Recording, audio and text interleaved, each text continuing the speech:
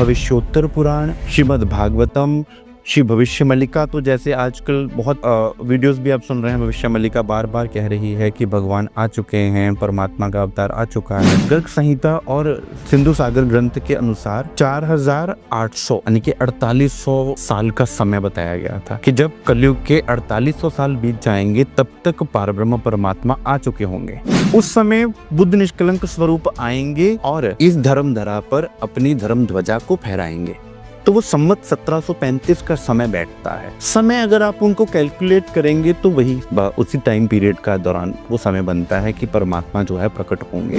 जबकि वो कहते हैं मैं तुमसे प्रेम करता हूँ और मैं तुमसे इतना प्रेम करता हूँ कि मैं तुम्हारे लिए अपना परम धाम छोड़कर यहाँ पर आ गया। इतनी पापमयी भूमि पर परमात्मा का आ जाना, एक नर तन धारण करके हमें जगाना, क्या उनकी कृपा नहीं है?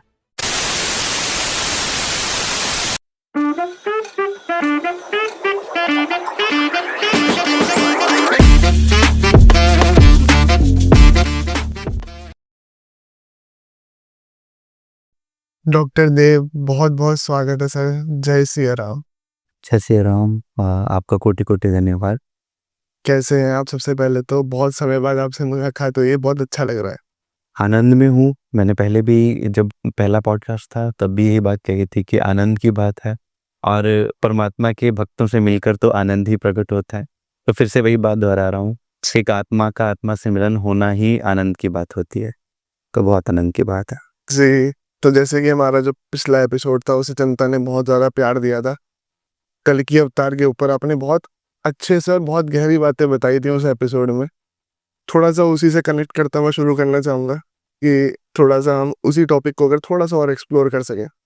तो अभी जैसे हम स्टार्ट करने से पहले कल की अवतार के ऊपर बहुत ही आपने गहरी बातें थोड़ी सी और समझाई कि बुद्ध कल की अवतार और बुद्ध निष्कलंक अवतार की तो अलग फॉर्म में कल की अवतार होने वाला है। इस चीज को थोड़ा सा गहराई से मैं समझना चाहूंगा। देखिए, ऐसा है, हमारे जितने पवित्र शास्त्र हैं, हम लेंगे श्रीमद् भागवतम को, क्योंकि जब भी बात आती है तो श्रीमद् भागवतम को ये कहा जाता है कि भाई अगर कलयुग में आपको पाप का निवारण करना है तो राजा परीक्षित को भी यही कहा गया कि आप श्रीमद् भागवतम जी का श्रवण कीजिए। तो श्रीमद् भागवतम के अंदर 12वें स्कंद में श्री कल्कि अवतार के विषय में पूर्ण रूप से वर्णन किया गया है। उसमें ये वर्णन है कि राजा मरु और देवापी जो कि सतयुग से तपश्चर्या कर रहे थे, क्योंकि वे जानते थे कि इस 28वें कलयुग में, शास्त्रों में वर्णन है कि 28वां जो कलयुग है वो विशेष होगा। और उस 28वें कलयुग में विशेषता क्या है कि स्वयं पारब्रह्म परमात्मा, वो उत्तम पुरुष जो कभी इस धरा पर उतरे नहीं हैं, वो प्रकट होंगे। और जब वे प्रकट होंगे तो वो दो स्वरूपों में लीला करेंगे। एक मरु और देवापी का नाम आता है कि राजा मरु, शांतनु जी के ही लिंक में ये उनकी सक्सेशन आती है कि राजा मरु और देवापी कि जब वे प्रकट होंगे तो कलयुग में उनके द्वारा ही पुनः धर्म की स्थापना की जाएगी। तो अब जब ये कलयुग में प्रकट होंगे तो अब राजा मरु और देवापी के नाम से तो प्रकट नहीं होंगे। उसके विषय में भविष्योत्तर पुराण और बृहत सदाशिव संहिता ग्रंथ है। ये बड़े दुर्लभ ग्रंथ हैं लेकिन बड़े अद्भुत ग्रंथ हैं। उनमें वर्णन आता है कि परमात्मा की ही दो आत्माएं, एक सुंदरी सखी, जैसे भगवान श्री कृष्ण जी की अष्ट सखियों के नाम आते हैं, श्री राधिका रानी जी की अष्ट सखियों के नाम आते हैं, ऐसे ही परमात्मा की स्वयं की आत्माओं के दो नाम हैं जिसे सुंदरी और इंदिरा कहा जाता है। तो बृहत सदाशिव संहिता में भगवान शिव ने उनका वर्णन कर रखा हुआ है कि एक सखी का, एक गोपी का अथवा एक आत्मा का नाम होगा सुंदरी, दूसरी का नाम होगा इंदिरा। अब वे जब प्रकट होंगी तो यहां पर आकर जो तन धारण करेंगी उनके अंदर वे पारब्रह्म परमात्मा प्रकट होंगे और दो स्वरूपों में लीला करेंगे। सो भविष्योत्तर पुराण और भविष्य मल्लिका में भी ये वर्णन है, इसलिए बुद्ध कल की और बुद्ध निष्कलंक स्वरूप कहा गया है कि दो स्वरूपों में ये लीला होगी। और वो कलयुग, यही कलयुग है। इसी 28वें कलयुग में लिखा था कि बुद्ध और कल्कि स्वरूप, कहीं बुद्ध कल्कि करके लिखा है, कहीं बुद्ध कल्कि और निष्कलंक करके लिखा है। तो आप जितने भी ग्रंथ देख लीजिए, यहाँ तक कि सनातन परंपरा के ही नहीं, आप पश्चिमी जगत के ग्रंथ भी ले लीजिए, उनमें भी 2 स्वरूपों की ही लीला लिखी हुई है। किन 2 स्वरूपों में लीला होगी? पश्चिमी ग्रंथ जैसे कि अगर आप जैसे कि अगर आप कुरान की बात करें, उसमें भी हदीस में भी ये बात आती है कि जब खुदा ताला आएंगे तो ईसा रूह अल्लाह, एक ईसा रूह अल्लाह बोला गया है और दूसरा है इमाम मेहदी। तो बात एक ही है, भाषाओं का फर्क है, लेकिन बात और सबसे अद्भुत बात है कि हिंदू धर्म इतना महान है कि परमात्मा ने इस भारत भूमि को चुना, परमात्मा ने हिंदू धर्म को चुना, और ये हमारी बहुत बड़े भाग्य की बात कह लीजिए कि हमारी इस इष्ट परंपरा में स्वयं परमात्मा पधारेंगे, ये लिखा हुआ था, और वो हमारे ही महापुरुषों के द्वारा वो भविष्यवाणी पहले से हो चुकी थी। तो 2 स्वरूपों में, बुद्ध कल्कि और बुद्ध निष्कलंक स्वरूप में ये लीला होनी थी। अब जैसे कि हम बात कर रहे थे कि वो स्वरूप हैं तो 2, लेकिन कहाँ पर हैं, कैसे हैं, जो हम बात कर रहे थे। तो एक ग्रंथ आता है, राजस्थान के एक संत हुए हैं रामदेव जी, तो उनके नाम से ग्रंथ उन्होंने रचना करी, बाबा रामदेव पुराण। उसमें वो वर्णन करते हैं 2 पुरुषा देव पूज्या, कि 2 पुरुष जो होंगे वो पूज्य होंगे यहाँ पर, ठीक, और वे इस धरा पर प्रकट होंगे, और उनमें से जो पहला स्वरूप प्रकट होगा वो कहाँ प्रकट होगा? कच्छ देश धर्मपुत्र प्रकट सी, 9 कोट जेठल धरसी, किन कच्छ देश में प्रकट होगा। कच्छ कहाँ है? पश्चिम की तरफ, गुजरात के तरफ। तो वहां से, और पश्चिम की बात तो संत गरीबदास जी महाराज जी की वाणी में भी है कि पश्चिम से आएगा दीवाना, कि आएगा परमात्मा। पश्चिम की बहुत बड़ी भविष्यवाणी इस हमारे ही सनातन धर्म के ग्रंथों में भी लिखी गई, और संत वाणियां तो भरी पड़ी हैं इन भविष्यवाणियों से। इसके अलावा भविष्योत्तर पुराण, श्रीमद् भागवतम, श्री भविष्य मल्लिका, तो जैसे आजकल बहुत वीडियोस भी आप सुन रहे हैं, भविष्य मल्लिका बार बार कह रही है कि भगवान आ चुके हैं, परमात्मा का अवतार आ चुका है। क्योंकि हमने जैसे लास्ट टाइम भी पॉडकास्ट में हमने कहा था कि गर्ग संहिता और सिंधु सागर ग्रंथ के अनुसार 4800 यानी कि 4800 साल का समय बताया गया था, कि जब कलयुग के 4800 साल बीत जाएंगे तब तक पारब्रह्म परमात्मा आ चुके होंगे।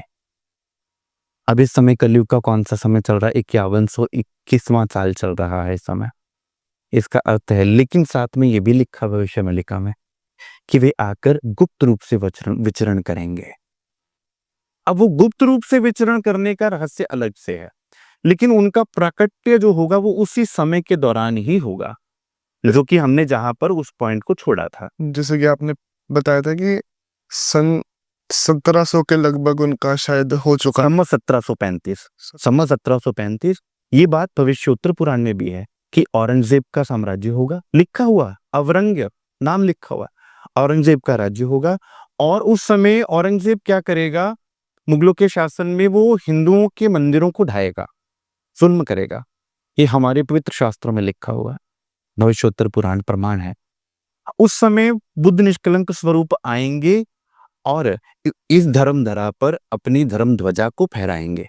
तो वो सम्मत 1735 का समय बैठता है, 1678 सम्मत 1735।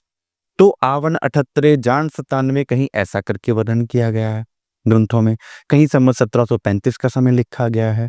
भविष्य मल्लिका के अनुसार वो कलयुग के 4800 साल बीतने पर लिखा गया है। समय अगर आप उनको कैलकुलेट करेंगे तो वही उसी समय का, उसी टाइम पीरियड का दौरान वो समय बनता है कि परमात्मा जो है प्रकट होंगे और आके क्या करेंगे, जैसे हमने पिछली बार भी कहा था कि अधर्म का नाश करेंगे और धर्म की स्थापना करेंगे। अब बात ये रही कि सतयुग में राक्षस, और जैसे कहा जाता है राक्षस और देव अलग अलग रहा करते थे। देवलोक में देवता रहा करते थे, राक्षस अपने अपने लोक में रहा करते थे, पाताल लोक में रहा करते थे। त्रेता में वो एक लोक में प्रवेश कर गए, द्वापर में वो एक परिवार में प्रवेश कर गए। कौरव और पांडव एक ही तो परिवार था। और कलयुग में तो हमारे सबके अंदर प्रवेश कर गए, मन रूप से प्रवेश कर गए।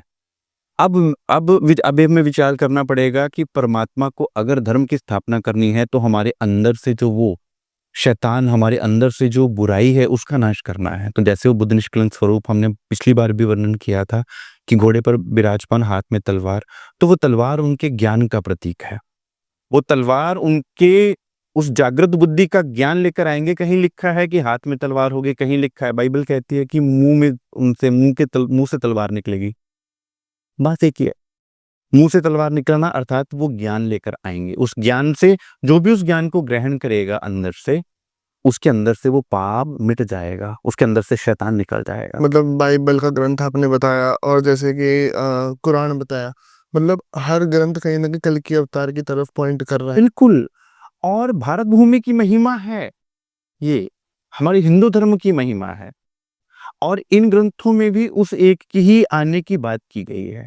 भाषा अलग अलग है, मानने का तरीका अलग अलग है, जिस कारण से भेदभाव हो गया। अन्यथा परमात्मा एक ही की बात की गई है कि वो आएंगे।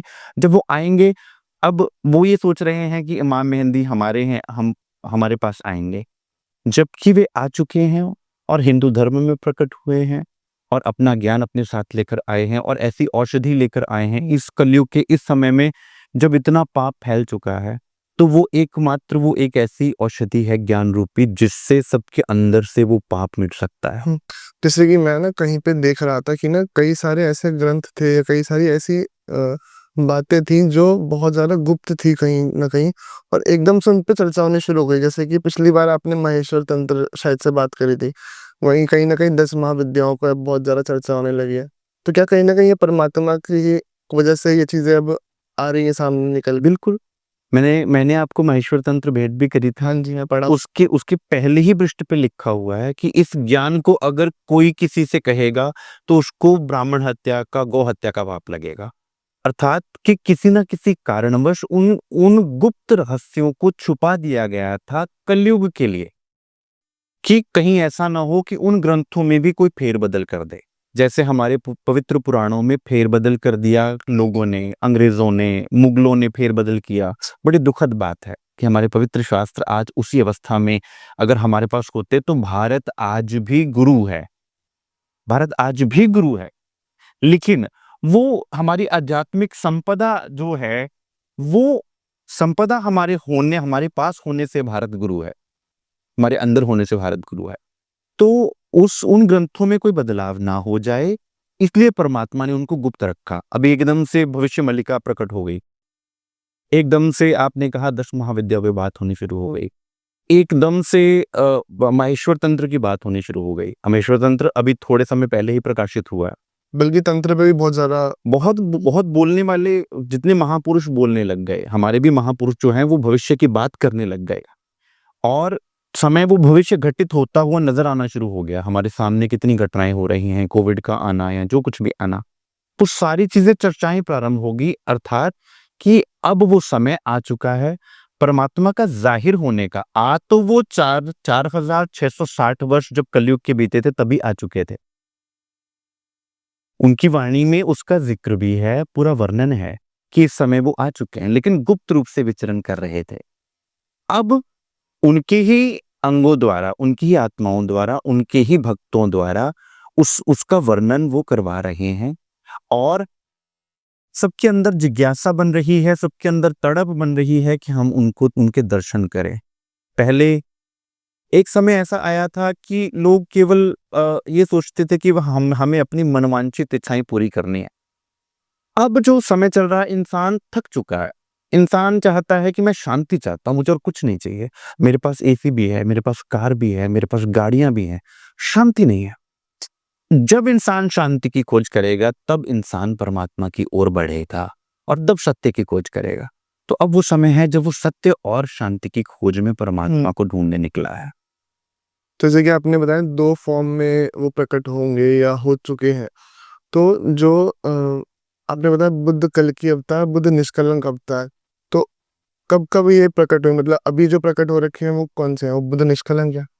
जी, जैसे मैंने कहा, कच्छ देश धर्म पुत्र प्रकट सी 1678 में उनका धनिश्री देवचंद्र जी के रूप में प्राकट्य हुआ। नौतनपुरी, आज भी आप वहां जाएंगे, वहां मंदिर बना हुआ है उनका, बड़ा दिव्य भव्य मंदिर बना हुआ है। तो आज से 400 वर्ष पूर्व परमात्मा स्वयं प्रकट हो गए। लेकिन बात थी कि गुप्त होना था। जैसे सूर्य सुबह निकलता है तो रोशनी बड़ी मध्यम होती है, शीतल सी रोशनी होती है। लेकिन जैसे ही वो क्षितिज तक पहुंचता है तो सारे संसार में पता चल जाता है कि सूर्य प्रकट हुआ है। अब वे प्रकट होते हैं अपने पहले स्वरूप में, जिन्हें बुद्ध स्वरूप कहा जाता है। बुद्ध स्वरूप अर्थात परमात्मा की जागृत बुद्धि का स्वरूप। और वो क्या लेकर आए? तारतम्य ज्ञान लेकर आए अपने साथ। वो ज्ञान जिसे तारक मंत्र भी कहा जाता है, निज नाम भी कहा जाता है। और उस निज नाम की महिमा कबीर साहब ने भी अपनी वाणी में गाई हुई है, महापुरुषों ने बहुत गाई हुई है कि जब तक निज नाम नहीं आ जाता तब तक कोई पार होएगा ही नहीं। और वो इस ब्रह्मांड में आना था। कहीं तारतम्य लिखा, श्रीमद् भागवतम में भी तारतम्य ज्ञान की महिमा कही गई है। तारक ज्ञान लिखा, तारक मंत्र की बात की गई कि परमात्मा अपने साथ तारक मंत्र लाएंगे। और पहले स्वरूप में वो तारक ज्ञान आएगा और दूसरे स्वरूप के द्वारा वो जाहिर होगा, पूरे ब्रह्मांड में फैलेगा। तो वो जो दूसरा स्वरूप है उसके विषय में क्या लिखा गया ग्रंथों में? पश्चिम धरासु पवन फुरुक से नदी किलकिला तीर, किलकिला नदी के किनारे पर प्रकट होंगे। और सातवीं भविष्यवाणी तुंदरी तंत्र के ग्रंथ है, बड़ा पुरातन ग्रंथ है। उसमें वर्णन मिलता है, पद्मावती केन शरदे विंध्य पृष्ठ विराजते इंद्रावती नाम सा देवी भविष्यति कलो युगे। जो मैंने दूसरा नाम बताया था, इंद्रावती की आत्मा होंगी और वे प्रकट होंगे। उन इंद्रावती की आत्मा में कौन प्रकट होगा? उत्तम पुरुष। अब श्रीमद् भगवद गीता के 15वें अध्याय के 16वें और 17वें श्लोक में 3 पुरुषों का वर्णन है। एक पहला क्षर पुरुष, दूसरे अक्षर पुरुष और तीसरे उत्तम पुरुष। आप श्रीमद् भगवद गीता उठा लीजिए, आप उपनिषद उठा लीजिए, उपनिषद में भी ये बात है। उपनिषद में मुंडक उपनिषद में आता है, शुभ्रो ही अक्षरात परतः परा, अक्षर के परे है परमात्मा। और आप कबीर साहब की वाणी उठा लीजिए, अवधू अक्षर हूं से न्यारा सो निज पियू हमारा, कि मेरा प्रियतम कौन है? वो जो अक्षर के परे है। इसका अर्थ है 3 पुरुषों का वर्णन हर स्थान पर आपको मिलता है। और वो तीसरे पुरुष कौन है? एक तो क्षर, जो ये मिटने वाला संसार है, इनके ऊपर अक्षर ब्रह्म।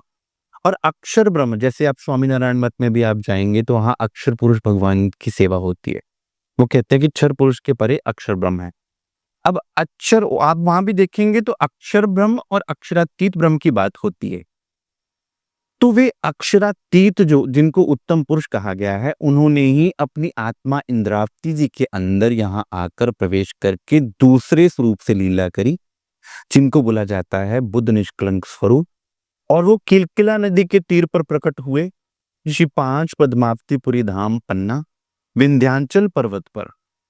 ये विंध्यांचल पर्वत श्रृंखला को ये शोभा प्राप्त हुई है कि स्वयं मां विंध्यवासिनी वहां पर निवास करती हैं। वहीं पर पारब्रह्म प्रकट हुए। और उसकी भविष्यवाणी भी ब्रह्मवैवर्त पुराण में थी कि जब तीनों देवियों की आपस में वार्तालाप होती है, देवी गंगा, देवी लक्ष्मी और देवी सरस्वती की, जैसे पिछली बार भी हमने ये बात की थी, श्राप की लीला होती है, तो तीनों देवियां यहाँ पर नदियों के रूप में प्रकट होती हैं। एक गंगा जी के रूप में, सरस्वती जी के रूप में, और लक्ष्मी जी पद्मावती के नदी के रूप में प्रकट होती हैं। अब ये कहाँ पर हैं? वहीं पर। और इनका वापस जाने का समय है कलयुग के 5000 वर्ष, अपने वैकुंठ धाम जाने का समय।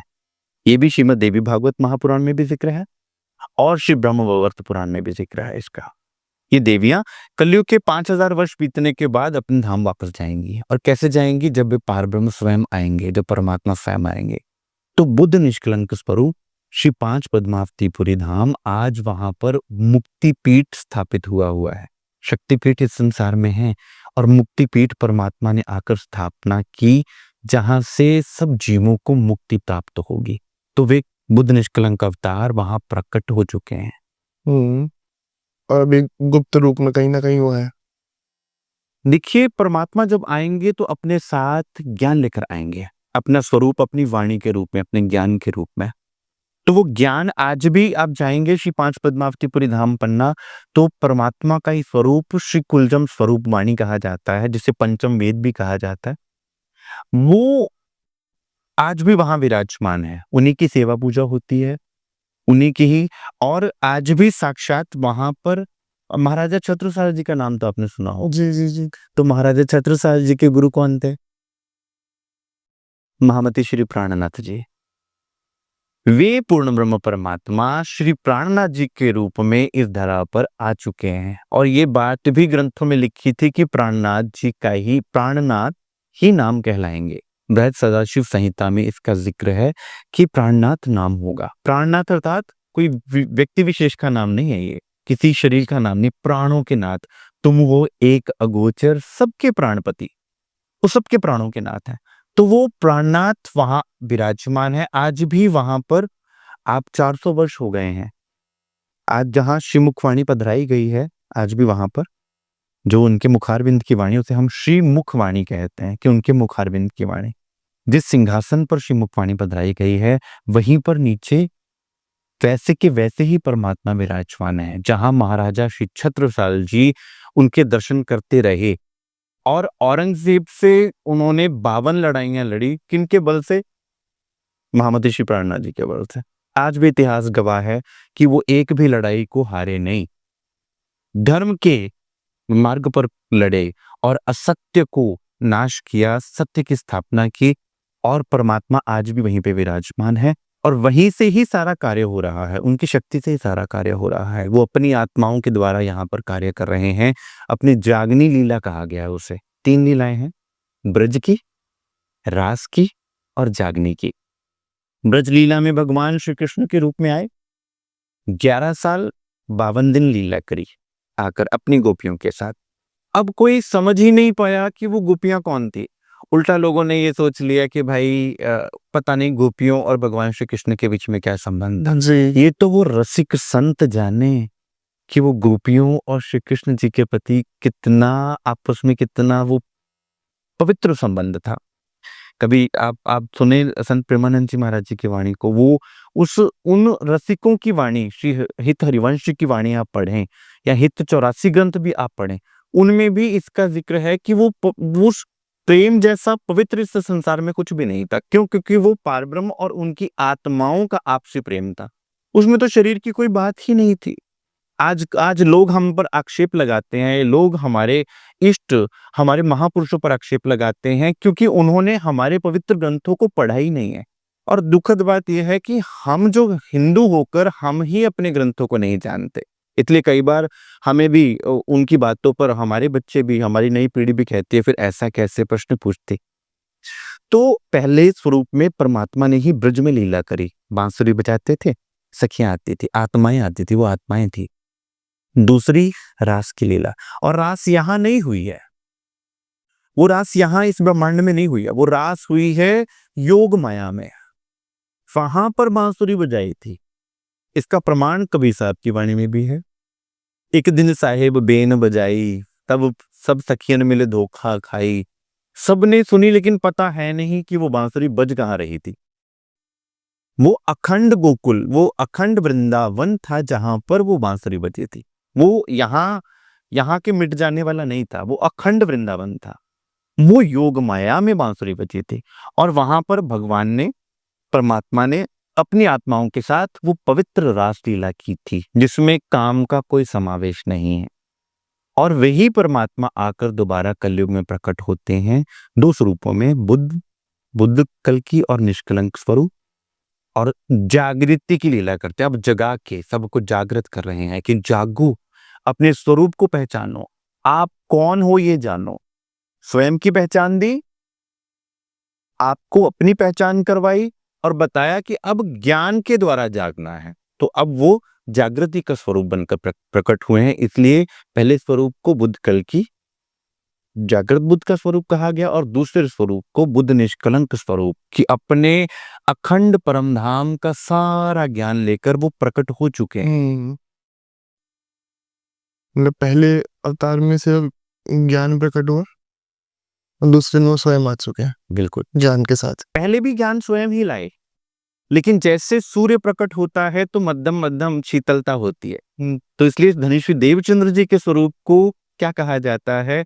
एक शीतल चंद्रमा कहा जाता है, कि उन्होंने सबको शीतलता दी, सुख शीतल करूं संसार, सबको प्रेम दिया, सब में प्रेम बांटा। और फिर उसके बाद महामती श्री प्राणनाथ जी के स्वरूप में वो क्षितिज पर ऐसा ज्ञान, जैसे दोपहरी का सूरज होता है, वो ज्ञान जन जन तक पहुंचाने का उन्होंने हुक्म भी दिया और महाराजा छत्रसाल जी के द्वारा वो जागनी कार्य प्रारंभ भी हुआ और आज भी वो परमहंसों के द्वारा वो जागनी कार्य चल रहा है। और उसके मध्य में क्या है, उनकी स्वयं की वाणी है, किसी व्यक्ति की नहीं, किसी पीर फकीर की नहीं, किसी साधु संत की नहीं, उनके स्वयं के मुखारविंद की वहां कि मैं जो जो ज्ञान लेकर आया हूं। और वो ज्ञान ऐसा नहीं है कि भाई वो ज्ञान किसी से हट के है, जो वेदों ने जिनको एक इष्ट बताया है, वेदों में भी एक पारब्रह्म की ही बात की गई है। थोड़े दिन पहले मैं आपका एक पॉडकास्ट सुन रहा था, महापुरुष आए हुए थे, वो शास्त्रों पर बोल रहे थे, वेदों पर बोल रहे थे। तो वेदों का भी विषय वो एक पारब्रह्म ही है। सब ग्रंथ जितने हैं वो एक ही की बात कर रहे हैं। तो वे परमात्मा जब स्वयं आएंगे तो कोई ऐसा ज्ञान नहीं देंगे जो वेदों से अलग होगा, वो वही ज्ञान देंगे जो वेदों में निहित है लेकिन छुपा हुआ है। तो वेद की ऋचाएं जिसकी प्रतीक्षा कर रही थी, वे परमात्मा स्वयं आ चुके। जैसे कि हम पहले अवतार की बात करें, कलयुग के आपने कहा 2 अवतार है ना, तो बुद्ध कल की अवतार जो है, क्या वो भगवान बुद्ध का जो अवतार था उन्हीं को माना जाए? देखिए ऐसा है, हमारे पुराणों में बुद्ध भगवान विष्णु के 24 अवतार बताए गए हैं, जिनमें भगवान बुद्ध को एक अवतार गिना जाता है। 10 लीला अवतारों में या 24 अवतारों में भगवान बुद्ध का अवतार माना जाता है।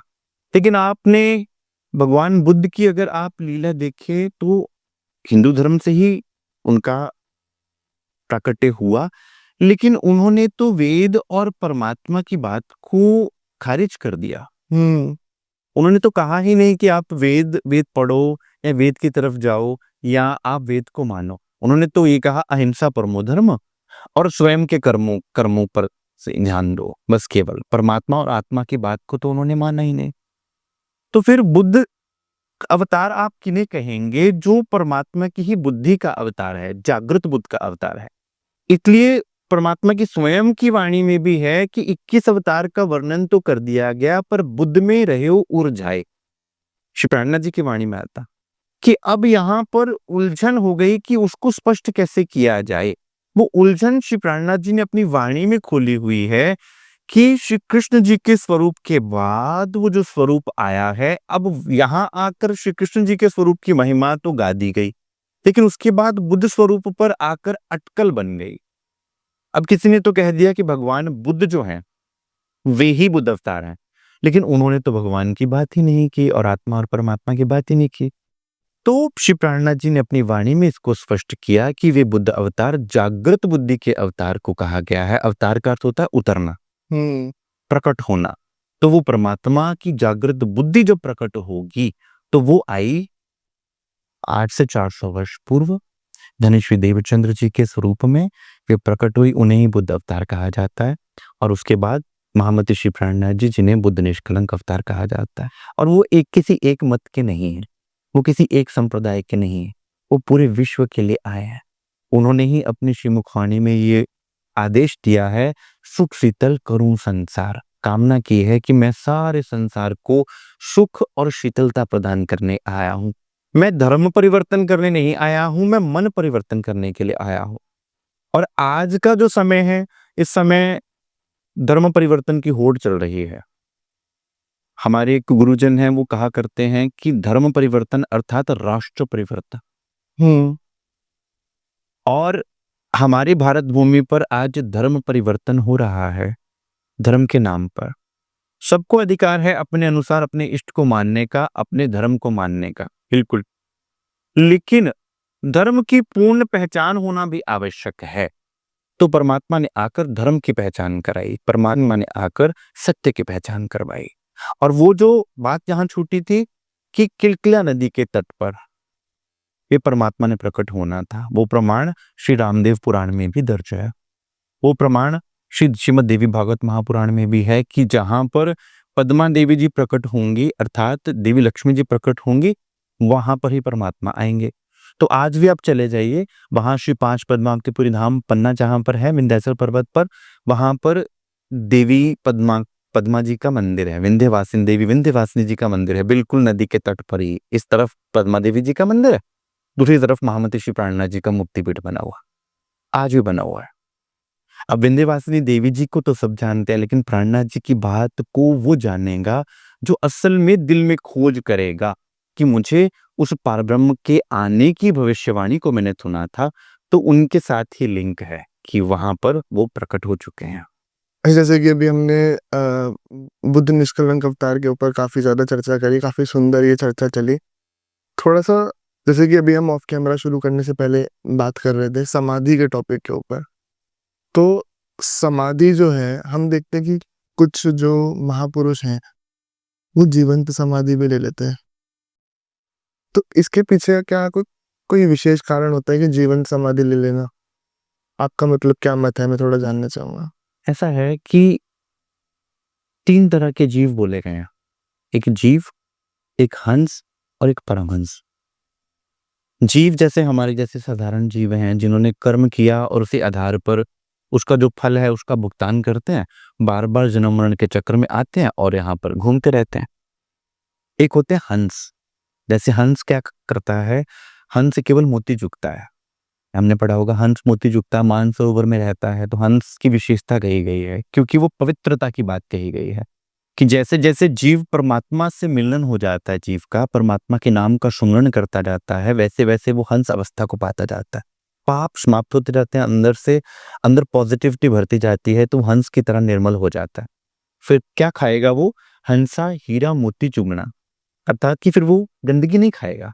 जीव को क्या कहा गया? कौवा, कि गंदगी की ओर आकर्षित होगा। लेकिन हंस किसे कहा गया? हंस जीव के नहीं कहा गया है। साधारण जीव तो कौवा हो गया जो माया की ही चीजों में उलझा रहता है। हंस जीव वो हो गया कि जो मोती खाता है, जो मोतियों की तरफ अपने दिल में केवल चाह है मोतियों की। और परम हंस जिसने तीनों अवस्थाओं को पार कर लिया हो, स्थूल, सूक्ष्म, कारण और महाकारण को भी पार करके, हंस अवस्था को भी पार करके जो परमहंस अवस्था में पहुंचा हो। अब हमारा स्थूल शरीर नजर आ रहा है, आपका भी स्थूल शरीर है, इसके अंदर सूक्ष्म शरीर है, उसके अंदर कारण शरीर है, जहां पर हम कहते हैं कार्मिक अकाउंट कहाँ स्टोर होता है। वो कहते हैं ना, हमारे अंदर ही कार्मिक अकाउंट स्टोर होता है, जहां जिसके आधार पर हमारा जन्म मरण होता है। कौन सा जन्म मिलेगा, कौन सी योनि मिलेगी, वो कैसे डिसाइड होता है? वो कारण शरीर के अनुसार डिसाइड होता है। लेकिन कारण शरीर को एक साधारण जीव जान ही नहीं पाता, उसको पता ही नहीं चलता कारण शरीर की शुद्धिकरण कैसे करना। इसलिए तो वो बाहर से शुद्धिकरण करता रहता है स्वयं की, अंदर नहीं जा पाता। और एक होता है महाकारण, जिसमें उसकी जीव की मैं होती है, वो मैं स्वरूप होती है। लेकिन जो परमहंस, जो मैंने तीसरी अवस्था बताई है, जीव, हंस और परमहंस, जो तीसरी अवस्था है, वो इनसे परे हो जाते हैं। इनसे परे हंस अवस्था, और हंस अवस्था से भी पार करके परमहंस अवस्था में हो जाते हैं। जैसे आत्म एव परमात्मा, कि आत्मा और परमात्मा में कोई अंतर नहीं रहता। अब जिसने उस परमात्मा को पा लिया, जिसने उस परमात्मा के को अपने हृदय में बसा लिया, उनके नाम को पल पल अपने दिल में धर लिया, अब सोचिए कि उनकी अवस्था क्या होगी। उनकी अवस्था को ही समाधि अवस्था कहा जाएगा कि वो पल पल उसके ध्यान में है। योग के 8 अंगों में आखिरी अवस्था समाधि अवस्था आती, जिसमें हमें सुध बुध ही नहीं रहती कि हम शरीर हैं, हम परमात्मा में एकाकार हो जाते हैं, एकत्व हो जाता है। तो जिन भी महापुरुषों ने परमात्मा को पाया, वो फिर शरीर से बाहर हो जाते हैं। जैसे महाअवतार बाबा जी का नाम आता है, आज भी अगर आप उनका उल्लेख पढ़ेंगे तो आज भी वे हिमालय में घूमते हुए नजर आ जाते हैं। श्री गोपाल मणि दास जी महाराज 302 वर्ष जिए संसार में और अंतर ध्यान हो गए। अच्छा, बाय विद बॉडी अंतर ध्यान हो गए। अच्छा, मतलब मिले ही नहीं किसी? नहीं मिले नहीं। आज भी उनका मंदिर मध्य प्रदेश में ही है, और फूलपुर भैया एक स्थान है बनारस के पास, वहां पर उनका स्थान बना हुआ है। अंतर ध्यान हो गए। महाराजा छत्रसाल जी का भी शरीर नहीं मिला था, वो भी अंतर ध्यान हो गए थे। तो ऐसे बहुत से महापुरुष हैं, और 302 वर्ष जिए श्री गोपाल मणि दास जी महाराज, परमहंस श्री गोपाल, इसलिए उनको परमहंस कहा जाता है। और यहाँ पर ही सहारनपुर में ही स्थान है परमहंस श्री रामरतन दास साहिब जो मेरे सद्गुरु हैं, उनका स्थान है जड़ौदा पांडा गांव के बिल्कुल पास में, देवबंद से 22 किलोमीटर दूरी पर। उनकी परमहंस अवस्था और उन्होंने परमात्मा को अपने दिल में बसाया, परमात्मा को पाया और परमात्मा रूप हो गए। और जब उन्होंने देह त्याग किया 1964 में, उन्होंने जब धाम गमन बोलते हैं हम, धाम को गमन करना, क्योंकि देह तो था ही नहीं, तो वो कंचन देह हो गई। वो देह भी देह नहीं रही, 5 तत्व की देह नहीं रही, वो कंचन देह हो गई उनकी। तो उस देह को आप अग्नि के प्रति सुपुर्द या अग्नि के प्रति भेंट नहीं करेंगे। तो उस समय जो उनके साथी या उनके भक्त अनुयायी थे, उन्होंने उनको समाधिष्ट अवस्था में समाधि दी थी। पहले समाधि वो कच्ची समाधि थी, जैसे मिट्टी के नीचे, जमीन के नीचे समाधि दी गई है, क्योंकि अब कंचन देह थी, उसको अग्नि के सुपुर्द नहीं किया जा सकता था, इसलिए उनको समाधि दी गई थी।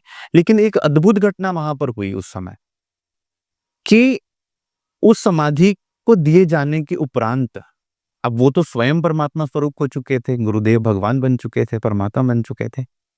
तो कुछ समय बाद उनके ही एक अनुयायी को ये अनुभव हुआ, कुछ महीनों बाद, कि नीचे जल है। उन्होंने स्वयं प्रकट होकर ये अनुभव दिया कि नीचे जल है। अच्छा। और वो समाधि कच्ची थी, तो नीचे जल का, अब उन्होंने उस समाधि को दोबारा खुलवाया। जो अनुयायी थे उस समय उनके, उनको खुलवाया गया। और ये बहुत पुरानी बात नहीं है, 1964 के बाद की बात है। हम कहें बहुत सालों पहले, किसने देखा होगा? ऐसे महापुरुष भी हुए हैं जिनके सामने वो चीजें हुई हैं, प्रत्यक्ष हुई हैं, उन्होंने देखा। आज भी हम आज भी हैं, बिल्कुल हैं। तो जैसे ही समाधि को खोला गया, तो जैसे समाधिष्ट व्यक्ति को अगर कोई समाधि देगा तो कोई नमक डालता है, कोई कोई पुष्प डालता है, कोई कैसे, ताकि शरीर का जो भी अंत्येष्टि क्रिया होनी है वो हो जाए। लेकिन अद्भुत लीला ये रही कि उस समय जब उनको समाधि अवस्था से वहां से निकाला गया, तो उनके बाल भी बड़े हुए थे, उनके नाखून भी बड़े हुए थे, और वो जो नमक था वो बिल्कुल साइड पे हो गया था, एक तरफ हो गया था। परमहंस अवस्था है भाई जो डिकम्पोज करने के बाद बिल्कुल। और शरीर पे डिकम्पोजिशन का कोई निशान मात्र नहीं था। ये है परमहंसों की महिमा। कोई कहेगा साइंस नहीं मानती इन बातों को, लेकिन उन महापुरुषों ने देखा हुआ है ये। तो जो वो कहते हैं ना, प्रत्यक्ष देखा हुआ है। तो उस समय फिर उनके नूरी स्वरूप को दोबारा स्नान करवाया गया, उनको वस्त्र बदलवाए गए, उनके नाखून और वो जो सारी क्रिया है वो करके उसके बाद दोबारा उनको समाधि दी गई। आज भी उनकी दिव्य नूरमयी समाधि वहां पर विराजमान है। आप भी आइए, दर्शन कीजिए वहां पर। और वो ऐसा स्थान है कि आज भी परमहंस महाराज जी वहां पर साक्षात विराजमान है। तो परमहंसों को हम अंत्येष्टि नहीं की जा सकती उनकी, क्योंकि परमहंस तो परमात्मा रूप हो जाते हैं। तो वो परमात्मा रूप हो चुके, उनकी आत्मा और परमात्मा अलग अलग नहीं रहे, वो एक ही हो गए। आज भी वे कृपाएं बरसा रहे हैं। आप उनसे आध्यात्मिक मांगेंगे, वो आध्यात्मिकता से आपको भर देंगे। आप उनसे सांसारिक मांगेंगे, कहते हैं परमात्मा से सांसारिक मांगना नहीं चाहिए, परमात्मा से आध्यात्मिक ही मांगना चाहिए, लेकिन वो सब इच्छाएं पूर्ण करने के लिए बैठे हैं वहां पर। जैसे कि जैसे आपने अपने सदगुरु जी के बारे में बताया, तो उनका जो समाधि स्थल है, तो वहां जाके आपको कुछ ऐसा महसूस होता है कि उनके होने का एहसास होना, इस तरीके का? ऐसा है कि आत्माओं से कभी परमात्मा जुदा नहीं होते। वो कहते हैं, मैं रह ना सकूं रूहों बिना, रूहें रह ना सके मुझ बिन। उनकी स्वयं की वाणी में वर्णन है, श्री पांडा जी की वाणी में, कि मैं आत्माओं के बिना रह नहीं सकता और मेरी आत्माएं भी मेरे बिना नहीं रह सकती। लेकिन हम भूले हुए हैं, जब पहचान होवे वाको तब सही ना बिछुहा खिन। इसका अर्थ क्या है कि मैं अपनी आत्माओं के बिना नहीं रह सकता, मैं तो पल पल उनके साथ रहूंगा। मैं ब्रज में भी साथ था, गोपियों रूप में, मैं कृष्ण रूप में साथ था, मैं रास में भी साथ था, मैं जागनी लीला में भी इनके साथ हूं, और मैं अब भी परमहंसों के रूप में इनके साथ ही हूं। लेकिन ये मुझे नहीं पहचानते। जब ये मुझे पहचान जाएंगी आत्माएं, तो तब ये अनुभव करेंगे कि हाँ, वो हमसे कितना प्रेम करते हैं। तो ये बिल्कुल बात सत्य है। मैं ही नहीं, जो भी कोई उनसे प्रेम करेगा, जो भी कोई उनके दरबार पे जाएगा, वो उनको उसके दिल माफक जैसा वो दिल में भाव लेगा, वैसा उसको अनुभव देते हैं, चाहे प्रत्यक्ष भी और अप्रत्यक्ष रूप से भी, दिल से भी। जैसे हम बात कर रहे थे कृपा की, उनकी कृपा। तो परमात्मा की 2 तरह की कृपा होती है, एक होती है ज़ाहिरी, एक होती है बातिनी। उसको उन्होंने अपनी वाणी में भी लिखा है। "दो मेहर देखत खेल में", मेहर बोलते हैं या कृपा बोलते हैं, कि इस ब्रह्मांड में 2 तरह की मेहर होती है। संसार क्या माँगता है? बच्चे माँग लेगा, संसार धन-दौलत माँग लेगा। वो कहते हैं वो तो मिलना ही है, मैं तुम्हें दूँगा ही। लेकिन दूसरी कृपा क्या है? उनका प्रेम, उनके चरण कमलों की शोभा, उनके चरण कमलों का प्यार, उनका लाड और वो मुक्ति पद और वो उनका प्रेम, वो उसकी उनकी कही जाती है बातिनी मेहर। तो ज़ाहिरी मेहर भी है, बातिनी मेहर भी है। अब बातिनी मेहर को मैं अनुभव की बात आप पूछ रहे हैं, तो मैं आपको आपके साथ एक अनुभव शेयर करना चाहूँगा। मेरी उम्र कुछ 20 वर्ष रही होगी, 20 वर्ष, हाँ 20-21 वर्ष। तब परमात्मा ने चरणों में तो ले ही लिया था। तकरीबन 15 वर्ष की उम्र से चरणों में ले लिया था और बहुत प्यार दिया, सद्गुरु महाराज जी ने बहुत प्यार दिया। इसमें मेरी कोई बड़ाई नहीं है, इसमें उनकी कृपा है, जो मुझ जैसे पामर जीव को अपने चरणों में लिया और सबसे बहुत प्रेम करते हैं वो, अपनी आत्माओं के बिना रह नहीं सकते। तो श्रीमुख वाणी का मथन प्रारंभ किया, वाणी पढ़ना शुरू किया और जैसे मेरा जो घर है वो डबल स्टोरी बना हुआ है। नीचे मेरे माता-पिता नीचे वाले पोर्शन पे रहते हैं, मैं ऊपर वाले पोर्शन में पहले से ही। तब तो विवाह भी नहीं हुआ था, तो ऊपर रहते थे, वाणी मथन करते थे, अपना ध्यान साधना करते थे। वहीं पर परमात्मा का ही श्रीमुख वाणी का स्वरूप और सद्गुरु महाराज जी का स्वरूप पधराया गया था। तो हमारी जॉइंट फैमिली थी उस समय, जॉइंट फैमिली थी। मेरे रिश्तेदार हमारे साथ रहते थे। तो हमारे एक रिश्तेदार थे, उनको और मेरा परिवार ऐसा है कि वो कभी किसी अंधविश्वास पे विश्वास नहीं करता।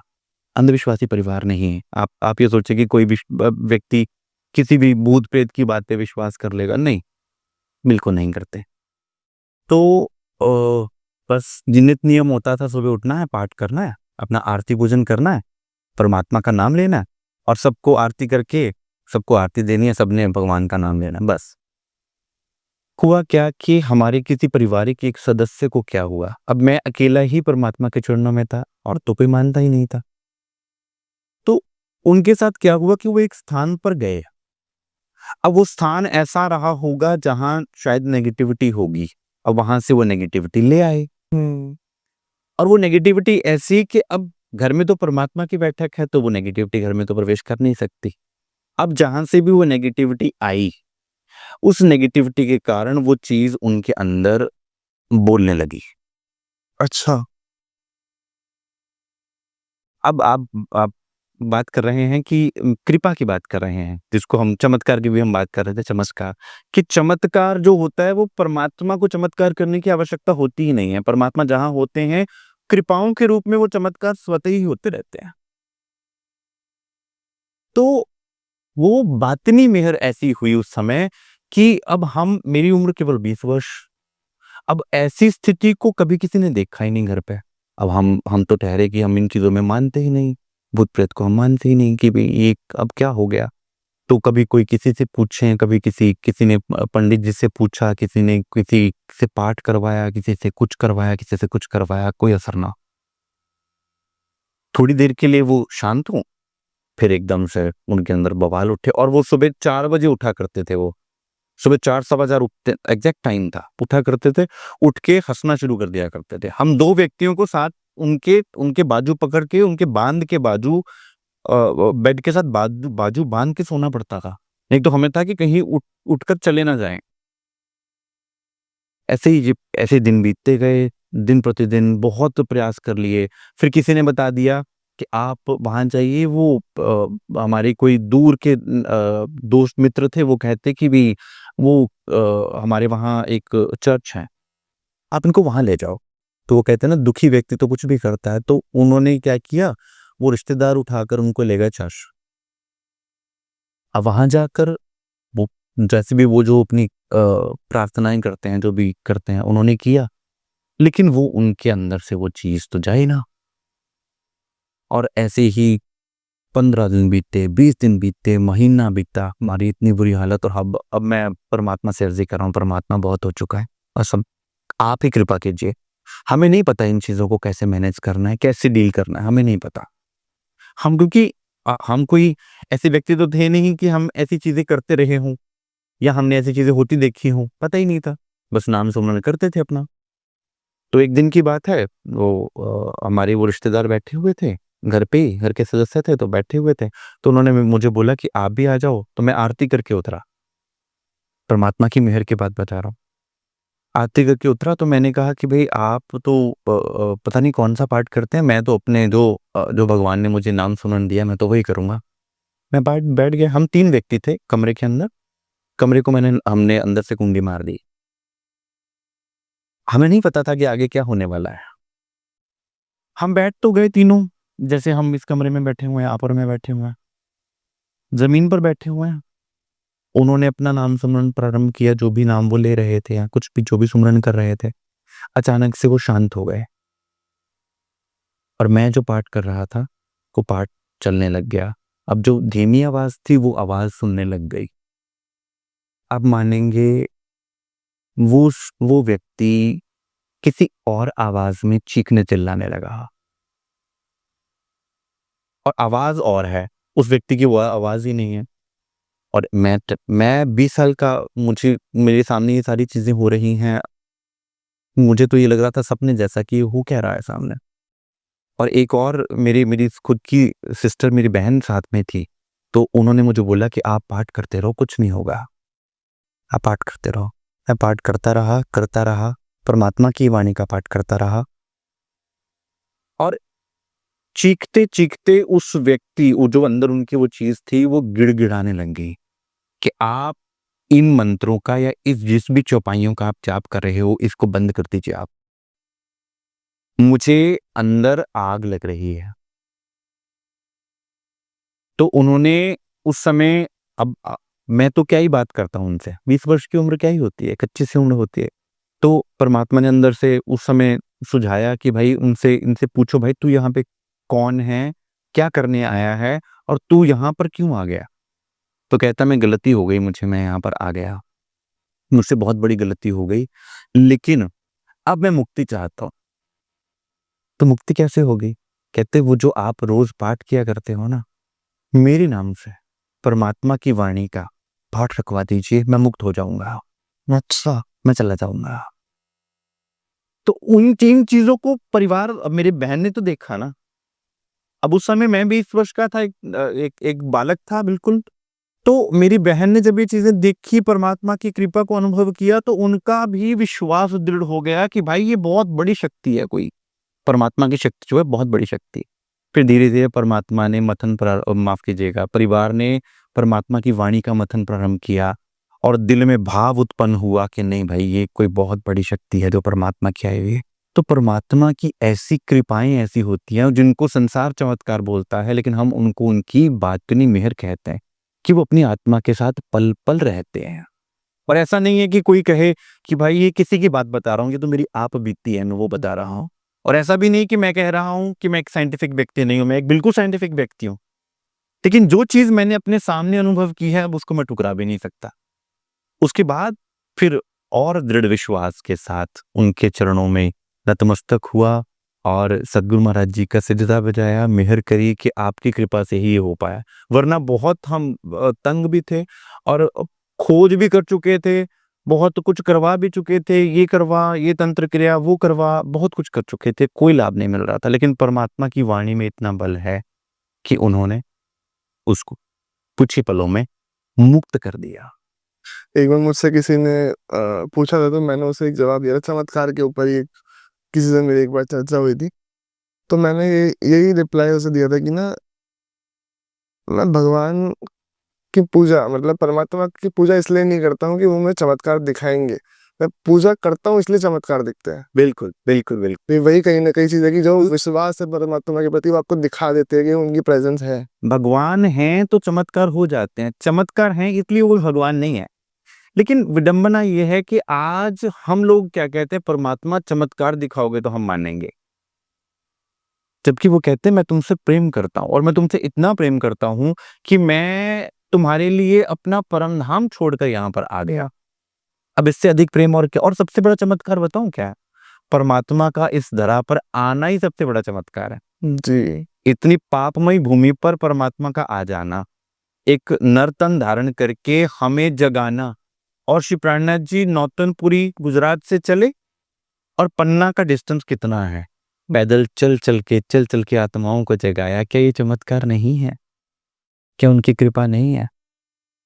आज भी वो जंगलों में, मैंने आपको बताया परमहंस महाराज श्री रामतन दास साहिब जंगल में आप जंगल में मंगल हो रखा है वहां पर, वो वहां बैठे हुए हैं अपनी आत्माओं को जगाने के लिए। वे भी चाहते तो कौन से सिंहासन को नहीं प्राप्त कर सकते थे, कौन सी सुविधाओं को प्राप्त नहीं कर सकते थे। उन्होंने सबको सुविधाएं दी हैं, लेकिन स्वयं एक बैरागी के रूप में, स्वयं एक परमहंस के रूप में उन्होंने अपने आप पूरा जीवन बिताया अपना।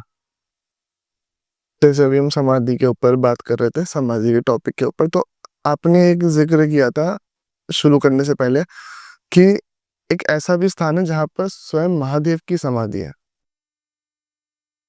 जी हाँ, बात हुई थी जी। हम बात कर रहे थे भगवान शिव की समाधि की। हाँ जी। कि जब से सृष्टि उत्पन्न होती है तब से भगवान समाधि अवस्था में रहते हैं, खोज में, कि उस एक की खोज में। आपने देखा होगा अभी देवी महाकाली सीरियल भी चल रहा था, तो उसमें भगवान शिव और भगवान श्री विष्णु जी का वार्तालाप है आपस में। अच्छा।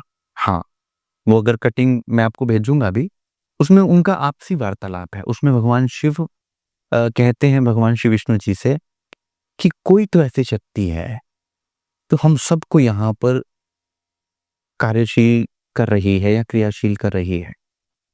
मैं ध्यान में उस शक्ति में मगन रहता हूं। तो वो समाधि ऐसी है, और उनकी समाधि ऐसी है कि कामदेव को भी कैसे कैसे करके वो समाधि तोड़नी पड़ी। जब तारकासुर का वध करना था, तब वो समाधि कितनी, कामदेव को भी कितने प्रयास करने पड़े कि कामदेव भी हार गए। उसके बाद उनका वो जब समाधि से प्रकट हुए तो भस्म कर दिया कामदेव को। तो उनकी समाधि जो है वो परमात्मा तक लगती है। परमात्मा को वो अपनी समाधि अवस्था में देखते हैं, जिसका वर्णन उन्होंने श्री माहेश्वर तंत्र में किया है। माँ पार्वती को भी वो बताने का प्रयास किया, लेकिन माँ पार्वती उस समय जो थी अमरनाथ की गुफा में सो गई थी। तो बाद में वो वर्णन श्री माहेश्वर तंत्र में आ गया था कि क्षर अक्षर से भी परे उस परमात्मा का वो ध्यान करते हैं, जिसके विषय में उन्होंने माँ पार्वती को बताया भी था। अब माँ पार्वती तब तो सो गई थी, लेकिन फिर दोबारा विनती करते हैं कि प्रभु मैं वो ज्ञान सुन नहीं पाई थी। क्योंकि आपने कभी सुना होगा भगवान शिव के गले में मुंड मालाएं होती है ना, 108 मुंड माला धारण करते हैं। वो मुंड किनके होते हैं? माँ भगवती के या देवी सती के? देवी सती के। तो इसका अर्थ है कि देवी सती को यहाँ पर बार बार आना पड़ता है संसार का कल्याण करने के लिए। तो उन्होंने ही वे जिज्ञासा की थी, प्रभु मुझे भी वो ज्ञान दीजिए ना, कि मैं भी आपकी तरह उस भक्ति में लीन हो जाऊं, उस समाधि में लीन हो जाऊं। तब उन्होंने वो ज्ञान दिया, लेकिन वो बीच में रह गया। तो उन्होंने कहा था कि कलयुग में वो ज्ञान दोबारा प्रकट होगा। वो महेश्वर तंत्र में वो ज्ञान बोल तो दिया, लेकिन उसको खुला नहीं कि जब वो परमात्मा आएंगे ये मेरी समाधि का रहस्य। आज भी आप अमरनाथ जाएंगे तो वो अमरनाथ जो है वो भगवान की समाधि ही है। अच्छा। कि भगवान ने उस समाधि अवस्था में वो ज्ञान दिया था और कहा था, उसके 25वें पटल में ही लिखा हुआ है कि हे पार्वती ये ज्ञान मैं सदाशिव अक्षर ब्रह्म से, और अक्षर ब्रह्म ने ये ज्ञान देखा है, मैं वहां से ये आदेश मुझे मिल रहा है, मैं तुम्हें सुना रहा हूं, बड़े ध्यान पूर्वक सुनना। और आज हम अमरनाथ की पवित्र गुफा के दर्शन तो करते हैं, लेकिन वहां जो पवित्र ज्ञान की धारा उतरी थी, प्रकट हुई थी, उसके विषय में अगर हम नहीं जाना, इसका अर्थ है कि हम समझ ही नहीं पा रहे। तो भगवान का वहां पर, और कमाल की बात यह कि उस समय भगवान की लीला ऐसी हुई कि उन्होंने किसी अन्य जीव को वहां पर रुकने ही नहीं दिया कि ये ज्ञान को कोई सुन ना ले। और तोते की कथा आती है कि तोता वहां रह गया था, तो बाद में उसी तोते ने तन छोड़ा, शरीर छोड़ा अपना, और ऋषि शुकदेव जी के रूप में प्रकट हुए, और शुकदेव जी के द्वारा वही रस, परमात्मा की ही लीला का रस श्रीमद् भागवतम में प्रकट हुआ। इसलिए बार बार देखिए कितनी कथाएं हो रही है श्रीमद् भागवतम की, लेकिन वो रस कहाँ है? वो ब्रज और रास की लीला में वो रस है असल में। उस लीला का, ब्रह्म लीला का। तो ब्रह्म लीला के दर्शन करने की इच्छा और ब्रह्म लीला के दर्शन करवाने की इच्छा के लिए ही उन्होंने ये श्री माहेश्वर तंत्र ग्रंथ में ज्ञान दिया था और अपनी समाधि की बात की थी। आज भी वो समाधि में रहते हैं और हम सबको, हमने कभी भी उनका चित्र देखिए आप, हमेशा वो अपने बड़े आनंद मूर्ति, आनंद भाव दशा में रहते हैं। तो वो आनंद कहाँ से आता है? वो परमात्मा की ही कृपा से वो आनंद आता है और वही परमात्मा स्वयं इस कलयुग में आए हुए हैं। मतलब अमरनाथ जो है वो भगवान शिव समाधि अवस्था में बिल्कुल समाधि अवस्था में बैठे हुए हैं और वहीं पर तो उन्होंने ज्ञान दिया। और ऐसा ज्ञान कि एक तोते ने सुनकर इतनी बड़ा पदवी प्राप्त कर ली। तो विचार कीजिए कि वो ज्ञान कितना अद्भुत होगा। और वो ज्ञान आज परमात्मा ने हमें घर घर में सुलभ करवा दिया है। आज वो ज्ञान परमात्मा स्वयं ले आए हैं और कह दिया कि भाई देखिए, उन महापुरुषों की कुर्बानी कह दीजिए, उनका बलिदान कह दीजिए कि अपने स्वयं कितनी देखो, योगेश्वर कहा जाता है। एक दो श्री कृष्ण को योगेश्वर कहा जाता है, एक भगवान शिव को योगेश्वर कहा जाता है। कितने वर्षों की कठिन तपश्चर्या हम और आप नहीं कर सकते। किसी संसार की कोई उपलब्धि नहीं। अब देखेंगे भगवान श्री हरि विष्णु जी शेषनाग की छैया पे विराजमान है, भगवान श्री ब्रह्मा जी कमल के पुष्प पे विराजमान है, लेकिन भगवान शिव कहाँ विराजमान है? कैलाश के एक पत्थर पे। किस लिए? क्योंकि उनका वो आनंद की जो वो अवस्था थी, वो परमात्मा से जुड़े होने के कारण वो आनंद की अवस्था अखंड अवस्था है आनंद की, और वही अवस्था उन्होंने वहां वर्णन करी। ये बड़ी प्यारी बात है। और ये हम सभी हिंदू मत को मानने वाले जितने लोग हैं, हमें अपने महापुरुषों और इष्टों के प्रति भाव उत्पन्न करती। आज कोई व्यक्ति कैसे कह दे कि हाँ भाई, आपके इष्ट ऐसे हैं, आपके इष्ट ऐसे हैं। हमारे इष्टों ने हमें जो दिया है वो इस संसार में कहीं पर भी उपलब्ध ही नहीं है। डॉक्टर देव सर, बहुत ज़्यादा मज़ा आया इस चर्चा में आपके साथ। वैसे तो इस चर्चा को रोकने का मन तो नहीं कर रहा है, पर बोलते हैं ना कि हर अच्छी चीज़ों का अंत कभी ना कभी ज़रूर हो ही जाता है। तो शायद आज हम रुकेंगे तो भविष्य में दोबारा कभी आपसे दोबारा मुलाकात होगी और फिर एक नए विषय के साथ लौटेंगे। और मेरे को लगता है हमारी जो ऑडियंस है, ये एपिसोड बहुत पसंद आया होगा उन्हें पिछली बार की तरह। तो बहुत बहुत धन्यवाद आपका सबसे पहले तो, और मैं चाहूँगा कि भविष्य में आप दोबारा बहुत जल्दी हमें समय देंगे। परमात्मा का ज्ञान अनंत है भैया, उसका कोई अंत है नहीं। और आज की अंत एक नई शुरुआत को जन्म देगा, मैं ये मानता हूँ। और बड़ी बात है, मैं आपका धन्यवाद करना चाहता हूँ कि आपने मुझे सबके सामने आने का मौका दिया, उस सत्य की बात करने का मौका दिया। क्योंकि परमात्मा जब सत्य हैं तो उनको जानने का, उनको पाने का सबको अधिकार है। तो आपके चरणों में कोटि कोटि प्रणाम और समस्त सुनने वाले ऑडियंस के चरणों में कोटि कोटि प्रणाम। और मैं सबके लिए मंगल कामना करता हूँ। जैसे परमात्मा ने अपनी वाणी में कहा, सुख शीतल करूं संसार, सारा संसार सुखी रहे, सबको शीतलता मिले। भारत माता की जय है और हम अपने भारत को गुरु बनाने के लिए प्रयासरत रहें। जय हिंद, जय भारत। और मैं आशा करता हूँ आप लोगों को ये एपिसोड अच्छा लगा है तो जुड़ जाइए चैनल के साथ में।